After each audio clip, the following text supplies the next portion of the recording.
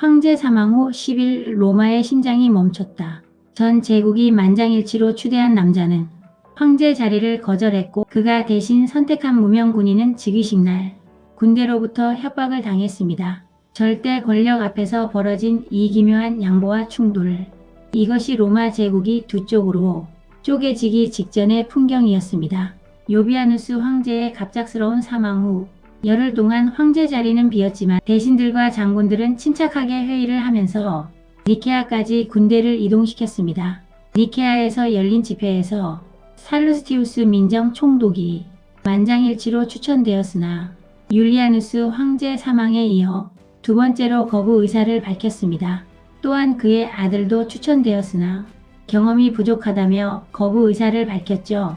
몇 명의 이름이 거론되다 판노니아 출신인 발렌티니아누스의 이름이 거론되자 분위기가 순식간에 반전됩니다. 살루스티우스도 발렌티니아누스 장군이 황제가 되는데 동의했죠. 발렌티니아누스는 키가 크고 위엄이 있었으며 동료에게는 경외심을 적에게는 공포심을 주는 존재감 있는 인물이었습니다. 그는 율리아누스 황제가 통치할 때 황제가 믿는 이교도를 비난해 총애를 잃었지만 다시 황제의 부름을 받을 만큼 인정받는 군인이었죠. 그는 요비아누스 황제가 살아있을 때도 군사적 능력을 인정받아 근위대 제2보병대 대장에 오르기도 했습니다. 그리고 43세에 뜻하지 않게 황제의 자리에 오르게 된 것입니다. 발렌티니아누스가 황제로 추천될 당시에는 자기 절제와 군사적 능력 면에서 대내외적으로 인정받았다는 것을 알 수 있습니다. 니케아에서 열린 회의에서 군수뇌부는 그를 추대했습니다. 하지만 진짜 관문이 남았죠. 바로 군대의 실질적 지지였습니다. 노련한 민정 총독 살루스티우스는 강한 어조로 말했습니다. 누구든 즉위식을 방해하려고 한다면 즉시 처형될 것이다.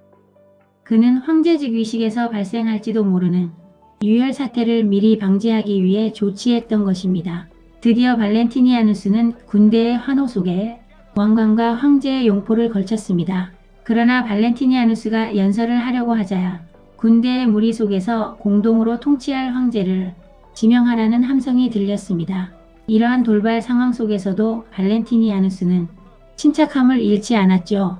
그는 병사들을 향해 자신의 능력의 한계와 삶의 불확실성을 잘 알고 있으며 군대가 원하는 대로 로마 제국을 위해 공동 황제의 임명을 약속했습니다. 다만 성급한 선택으로 불화가 생길 경우 제국 전체가 내전에 휘말릴 수 있기 때문에 신중해야 한다고 강조했습니다. 발렌티니아누스는 군단의 독수리기와 기병대, 보병대의 다양한 군기들에 둘러싸인 채 니케아의 궁전으로 향하였습니다. 군 수뇌부의 회의에서 다갈라이프스 장군은 대담하게 로마 제국을 위해서 혈육보다 능력 있는 인물을 공동황제로 선택해야 한다고 주장했죠. 다갈라이프스의 발언에 속으로는 불쾌했겠지만 발렌티니아누스는 이내 평정심을 되찾았습니다. 그는 니케아에서 니코메디아를 거쳐서 콘스탄티노플로 차분히 이동했습니다. 즉위 초반부터 보여준 자기 통제력은 그가 쌓아온 내면에 힘을 증명했습니다. 즉위 한 달 후 발렌티니아누스는 동생 발렌스에게 황제의 칭호를 수여했습니다.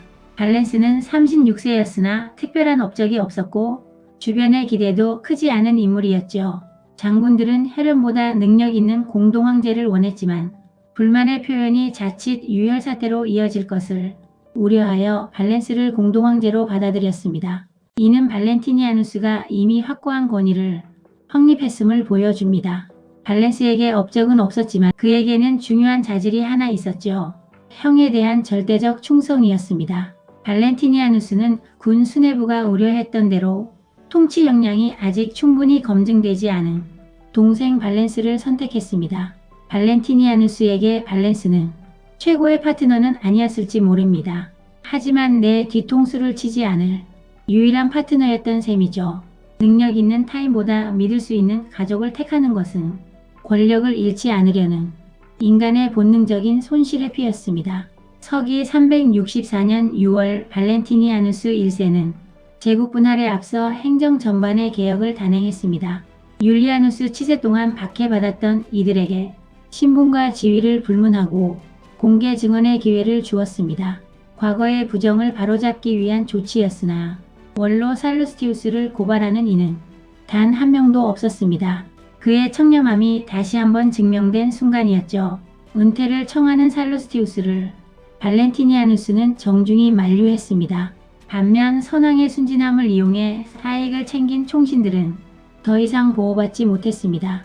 궁정 대신들과 속주 행정관 대다수가 축출되었으나 뛰어난 공적이 인정된 일부는 예외적으로 구제받았습니다. 발렌스는 도나우 강 하류에서 페르시아 국경까지 동방의 부유한 속주들을 통치하게 되었고, 발렌티니아누스는 그리스 국경에서 지금의 영국 땅에서 아프리카 북부까지 호전적인 서방 지역을 맡게 되었죠. 지방 행정은 기존 체계를 유지했으나 의회와 궁정이 둘로 분리되면서 장군과 행정관 수요가 2배로 증가했습니다.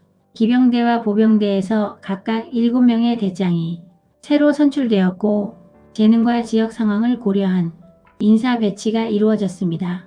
중대한 국사가 큰 혼란 없이 마무리된 후 두 황제는 마지막 포옹을 나누었습니다. 발렌티니아누스는 밀라노에 임시 거처를 정했고, 동생 발렌스는 콘스탄티노플로 돌아간 후 그 지역 언어조차 모르는 50개 동방 속주를 통치하게 되었죠. 능력보다 충성심을 택한 이 위험한 도박은 훗날 로마 제국 전체를 뒤흔드는 거대한 비극의 씨앗이 됩니다. 과연 형의 믿음에 동생은 어떤 답을 내놓았을까요? 다음 편에서 계속됩니다. 구독과 좋아요는 영상 제작에 큰 힘이 됩니다.